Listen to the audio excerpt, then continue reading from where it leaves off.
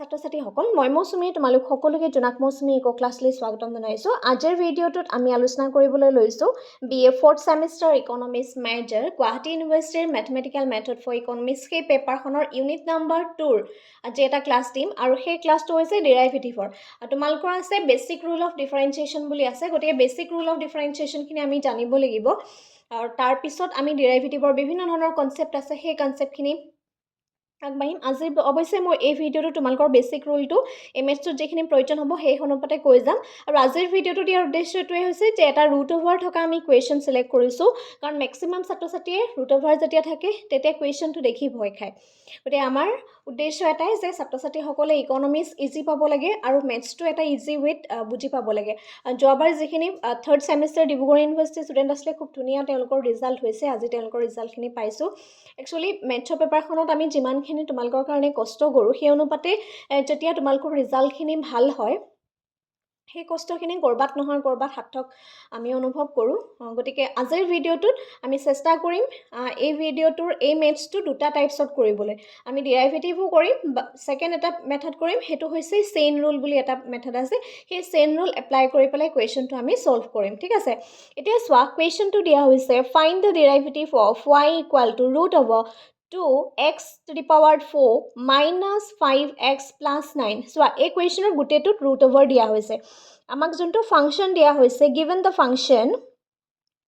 y equal to root over 2x4 minus 5x plus 9. ঠিক আছে, এই ফাংচনটো কি হৈছে আমাক কুৱেশ্যনত দিয়া হৈছে। এতিয়া চোৱা ৰুট অভাৰ যেতিয়া থাকে আমি ৰুট অভাৰটো আঁতৰাব পাৰোঁ। এতিয়া আমি যেতিয়া ডেৰাইভেটিভ বা ডিফাৰেঞ্চিয়েশ্যন কৰিম আমি কি কৰিম dy/dx কৰিম, যিহেতু এইটো আমাৰ টোটেল ডিফাৰেঞ্চিয়েশ্যন হয়, পাৰ্চিয়েল নহয়। গতিকে পাৰ্চিয়েল হোৱা হ'লে আমি ডেল ইউজ কৰিলোহেঁতেন আৰু ইয়াত পাৰ্চিয়েল এইকাৰণেই নহয়, ইয়াৰ ভিতৰত অনলি এটাই ভেৰিয়েবল আছে, সেইটোৱে হৈছে x। যদি XYZ কেইবাটাও থাকিলেহেঁতেন তেতিয়া সেইটো পাৰ্চিয়েল হৈ গ'লহেঁতেন, আমি ডেল ইউজ কৰিলোহেঁতেন। ঠিক আছে, যিহেতু ইয়াত x আছে গতিকে এইটো আমাৰ টোটেল ডেৰাইভেটিভ হয়, পাৰ্চিয়েল ডেৰাইভেটিভ নহয় ইয়াত। ঠিক আছে, এতিয়া চোৱা dy/dx কৰিবলৈ হ'লে এতিয়া চোৱা d/dx, এতিয়া y-টোত জেগাত কি লিখিম, y-টো এইখিনিতে লিখিলোঁ, y ঠাইত মই এই গোটেই যোনটো ফাংচন আমাক দি থোৱা হৈছে এই ফাংচনটো লিখিলোঁ 2x to the power 4 minus 5x plus 9 root over. দেখিছানে? এতিয়া চোৱা dy/dx এইটো ফৰ্মত বনাব লাগিব। এতিয়া y-টো ক'ত গ'ল, y-টো আমি যিহেতু এইটো ভাঙিম, ঠিক আছে, গতিকে y-টো ইয়ালৈ আহিলে আৰু এই x-টো এনেধৰণে আছে। ঠিক আছে, বুজি পাইছা? প্ৰথম আৰম্ভণি তেনেকৈয়ে তোমালোকে বুজিব লাগিব। তাৰপিছতে আমি চেষ্টা কৰিম যিহেতু আমাক ৰুট অভাৰটোৱে প্ৰব্লেম কৰিছে গতিকে আমি ৰুট অভাৰটো নোহোৱা কৰিব পাৰোঁ নি, ইয়াৰ অল্টাৰনেটিভ কি আছে আমি ৰুট অভাৰটো নোহোৱা কৰিবৰ কাৰণে। এতিয়া চোৱা যদি ৰুট অভাৰ থাকে তেতিয়াহ'লে ৰুট অভাৰটো নোহোৱা কৰিবৰ কাৰণে আমি 2x to the power 4 minus 5x plus 9 এই ৰুট অভাৰটোৰ ঠাইত আমি হাফ লিখি দিব পাৰোঁ। ঠিক আছে, ধৰি লৈছোঁ এটা মই উদাহৰণ দিছোঁ ৰুট অভাৰ x। ঠিক আছে, ৰুট অভাৰ এক্সটো আমি হাফ কেনেকৈ লিখিলোঁ, ৰুট অভাৰ এক্স মানে এইটো ওপৰত কি হৈছে, ইয়াৰ ওপৰত যদি আমি চাওঁ হাফ এটা পূৰণ হৈ যাব, তাৰমানে x to the power half. ঠিক আছে, এইটো গতিকে আমি ইয়াত হাফ হিচাপে লৈ গ'লোঁ। ঠিক আছে, এতিয়া চাবা এই কুৱেশ্যনটোত আমি কি কৰিম, এটা ফাংচন যদি আমাক থাকে সেইটো ফাংচন x আছে, xৰ ওপৰত পাৱাৰ যদি n আছে, ঠিক আছে, তেতিয়া কি হ'ব nটো আগলৈ আহিব, তাৰপিছত x আহিব n-1 এই ফৰ্মটোত বনাব লাগিব আমি। ঠিক আছে, x to the power n ইয়াত n মানে কিমান, n ইয়াত হাফ আছে। ঠিক আছে, nটো কি হয়, nটো ইয়াত হাফ হিচাপে আছে আৰু এই গোটেই ফৰ্মটো যদি মই x বুলি ধৰি লওঁ তেতিয়াহ'লে nটো আগত আহিলে x n-1। ঠিক তেনেধৰণে এই ফৰ্মটোত n কি আছে, হাফ আছে, এই হাফটো ক'লৈ আনিলোঁ, প্ৰথমতে হাফটো মই আগলৈ লৈ আনিলোঁ। ঠিক আছে, তাৰপিছত x লিখিলোঁ, xটো মানে কি এই গোটেই ফৰ্মটো এবাৰ x বুলি ধৰি লৈছোঁ 2x to the power 4 minus 5x plus 9 n-1, n কিমান, n হাফ আছে আৰু এইটো আহিছে -1লৈকে। ঠিক আছে, এতিয়া চোৱা এতিয়া আমি এই ৰুট অভাৰ থকা এই পৰ্চনটোহে এই পাৰ্টটোহে আমি জাষ্ট ডিফাৰেঞ্চিয়েট কৰিলোঁ, কিন্তু ইয়াৰ ভিতৰৰ যোনটো পাৰ্ট হয় সেই ভিতৰৰ পাৰ্টটো ছিংগল যোনটো পাৰ্ট সেইটো আকৌ এক্সট্ৰাকৈ আমি ডেৰাইভেটিভ কৰিব লাগিব। ঠিক আছে, d/dx আৰু ভিতৰৰ পাৰ্টটো কি আছে 2x to the power 4 minus 5x plus 9 দুবাৰ কৰিব লগা হৈছে। দেখিছানে, এবাৰ আমি n থকাৰ কাৰণে কৰিলোঁ ঠিক আছে নেক্সট এই ভিতৰৰ পাৰ্টটো খালিকৈ আকৌ এবাৰ কৰি লৈছোঁ ঠিক আছে প্ৰেক্টিছ কৰিবা আহি যাব এতিয়া চাবা হাফ আহিলে তাৰপিছতে এইটো যেনেধৰণে আছে তেনেধৰণে লিখি লোৱা 2x to the power 4 minus 5x plus 9 এতিয়া হাফ আছে আকৌ মই সাইডত কৰি দেখাইছো দেই হাফ minus 1 কিমান হ'ব 2 1 minus 2 তাৰ মানে minus half হ'ব সো যাৰ বেসিক ব্যাকগ্ৰাউণ্ড নাই তেওঁলোকৰ সহায় হ'ব মই একেবাৰে বেসিক লেভেলৰ পৰা কোৱেশ্চনখিনি কৰাই দিছো ঠিক আছে সকলোৱে দেখিছা I hope সকলোৱে দেখা পাইছা minus half তাৰ মানে এইখিনিত আমাৰ কি আহিব minus half এটা আহিব ঠিক আছে তাৰ পিছতে এই ভিতৰৰ ফৰ্মটো যেতিয়া আমি কৰিম এটো মাজত ইনটু এটা আহিব আৰু ইয়াত সোৱা এই ফৰ্মটোত আকৌ বেলেগে প্ৰত্যেকটোকে ইন্ডিভিজুৱেলি ডিফাৰেন্সিয়েট কৰিম এতিয়া 2 আছে 2 এজ এ কনস্ট্যান্ট হিচাপে আহিছে x ৰ ওপৰত পাৱাৰ কিমান আছে 4 আছে এখিনিত কি আহিব 4 আহিব নেক্সট আহিব x ৰ ওপৰত পাৱাৰ কিমান 4 4 - 1 আহিলে মাজত মাইনাস আছে 5 ৰ আগত মাইনাস চিন দিয়া 5 আহিলে তাৰ পিছতে ইয়াত কিমান আছে ওপৰত পাৱাৰ আছে x ৰ ওপৰত পাৱাৰ কিমান আছে 1 আছে 1 থাকে কেনে আমি লিখো 1 1 - 1 আৰু 9 ৰ জায়গাত কি আহিব 0 আহিব এতিয়া চাবা হাফ হলনে আমি এতিয়া এই হাফটো এই 1 টো ওপৰলৈ লৈ যাব পাৰো হয়নে নহয় এনে ধৰণেওটো আমি লিখিব পাৰো ওকে এটো স্টেপ পিছত কৰাম 2x to the power 4 minus 5x plus 9 minus half এটো পৰলৈ লৈ গলে কি হ'ব ঠিক আছে এটো minus half টো খালি লৈ যাব কাৰণ লাগিব ইয়াত -1 আছে আৰু যেহেতু 1 হৈ আছে এটো ডিভাইড হৈ আছে আৰু y টো 1 ৰ লগত ওপৰলৈ কি হৈ যাব পূৰণ হৈ যাব ঠিক আছে তাৰ পিছত এখিনি মাল্টিপ্লাই কৰা 2 * 4 কিমান হ'ব 8 ঠিক আছে 8 কি হ'ব x ৰ ওপৰত পাৱাৰ কিমান হ'ব 4 - 1 মানে 3 নেক্সট কিমান হ'ব -5x0 এটো চাবা x0 আৰু x0 ৰ ভ্যালুটো সদায় কি হয় 1 হয় হেতু সদায় মনত ৰাখিবা তাৰ পিছৰ স্টেপটো চাবা যেতিয়া আমাৰ এটা কোৱেশ্চনত -হাফত থাকে এটা পজিশন আছে আকৌ মই সাইডত কৰি দিছো যেহেতু বেসিক ক্লাসটো কৰা নাই সেইকাৰণে এখিনি জানিব লাগিব এতিয়া ধৰি লৈছো এটা কোৱেশ্চন আছে x ৰ ওপৰত ধৰি লৈছো -হাফ আছে আৰু তলত আমাৰ ধৰি লৈছো এটা সংখ্যা আছে y ঠিক আছে ধৰিহে লৈছো দেই এতিয়া এই -হাফটো যদি তুমি নোহোৱা কৰিব পাৰা তেতিয়া হলে কি হ'ব এইটো তললৈ গুচি আহিব ওপৰত 1 থাকিব এখিনি ধৰিলো 2 এটা আছে 2 টো থাকি যাব তাৰ পিছত এই x ৰ ওপৰত যে কিমান আছে পাৱাৰ হাফ এটা আছে দেখিছানে x ৰ ওপৰত হাফ এটা আছে x ৰ ওপৰত হাফ টকাৰ কাৰণে √x হিচাপে গুচি আহিব ঠিক আছে এতিয়া সোৱা ইয়াত -হাফ আছে গতে -হাফ টকাৰ কাৰণে আমাৰ ওপৰত কি থাকিব 1 এটা থাকিব আৰু তললৈ আহিব √, হিচাপে আহি যাব 2x to the power 4 minus 5x plus 9 এতিয়া চোৱা এটো ওপৰত হাফ -হাফ আছিলে আৰু তলত √, কেলে দিলো তাৰ মানে তলত √, এই কাৰণেই দিলো আকৌ কৈছো ইয়াত এটোক আমি 2/x হাফ বুলিও লিখিব পাৰো আৰু x হাফ বুলি নিলিখি 2/ আমি √x বুলিওটো লিখিব পাৰো গতে এখিনিত হাফও লিখিব পাৰিলো কিন্তু হাফৰ জায়গাত ডাইৰেক্টলি আকৌ √x টো লিখি দিছো আৰু সাইডত কি থাকিব 8x to the power 3 minus 5 হে থাকিব কাৰণ x0 ৰ ভ্যালু যেহেতু 1 ৰ লগত 5 মাল্টিপ্লাই কৰিলেও কি হয় 5 এ হ'ব আলটিমেটলি আমি যোনটো ভ্যালু পালো সেই ভ্যালুটো হৈছে 8x³ minus 5 divided by ইয়াত 2 এটা আছে দেখিছানে ইয়াত এটা 2 আছিল ঠিক আছে ঠিক গৈছে ইয়াত এটা 2 আছে এই 2 টো আগত আহিব 2 আহিব নেক্সট আহিব 2x to the power 4 minus 5x plus 9 গটিকে এইটো হৈছে আমি ডাইৰেক্টলি কৰিব পৰা এটা মেথছ এই কোৱেশ্চনটোকে যেতিয়া তুমি চেইন ৰুল এপ্লাই কৰিবা কোৱেশ্চন কেতিয়াবা আহে চেইন ৰুল এপ্লাই কৰে লিখি লোৱা according to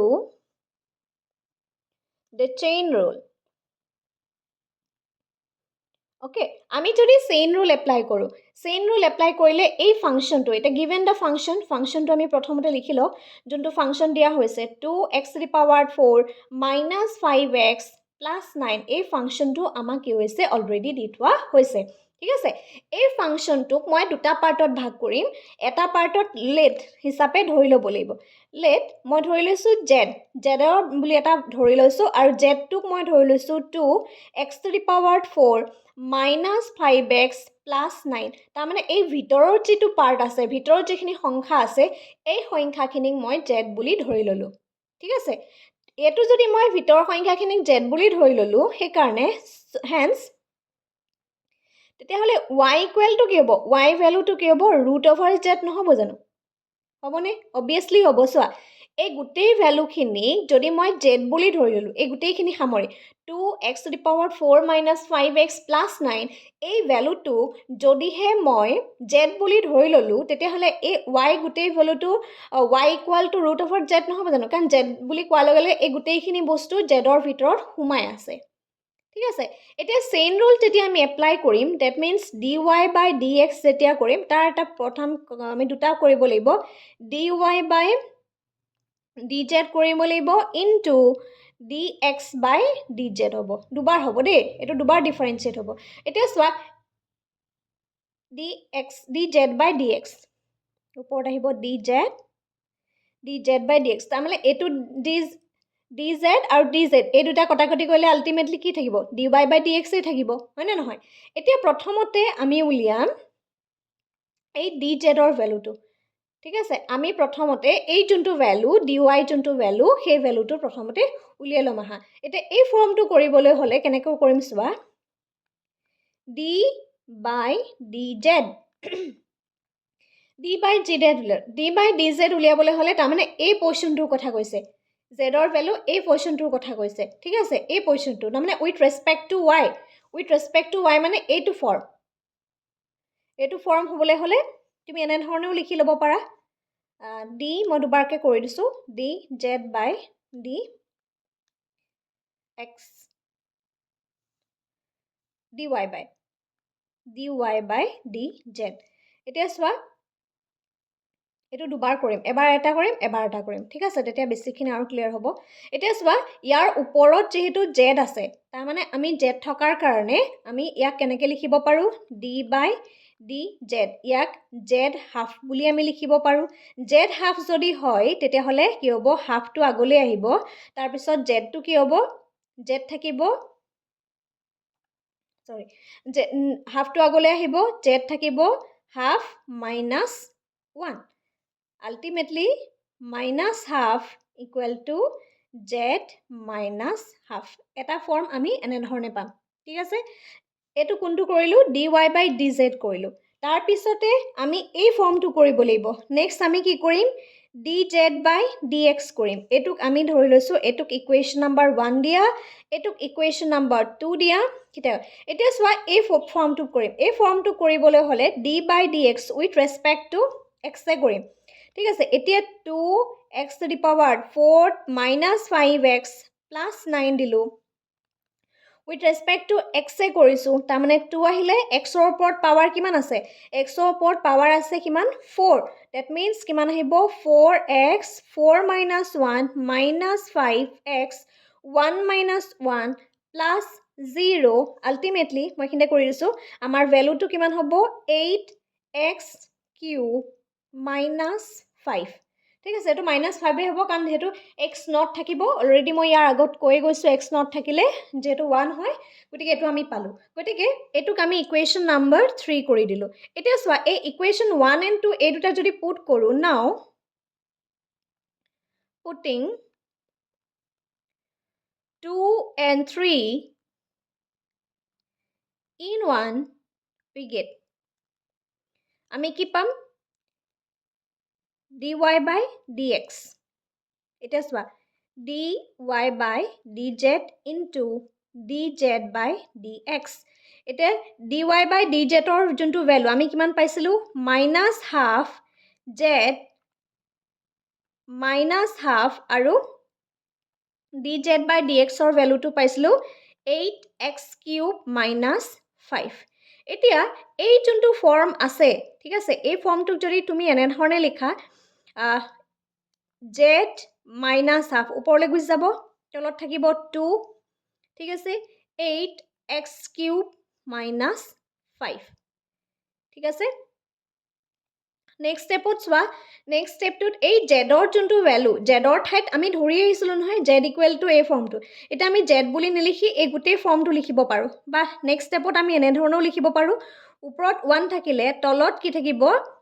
জেড হাফ থাকিব 8x³ মাইনাছ 5 মই বেছি এটা ষ্টেপেই কৰাই দিছোঁ যাতে তোমালোকৰ আৰু ক্লিয়াৰ হয়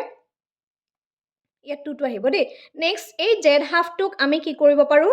জেড এক্স কৰি দিব পাৰোঁ এতিয়া 8x³ মাইনাছ 5 ওপৰলৈ লৈ যোৱা তাৰপিছত লিখা 2√z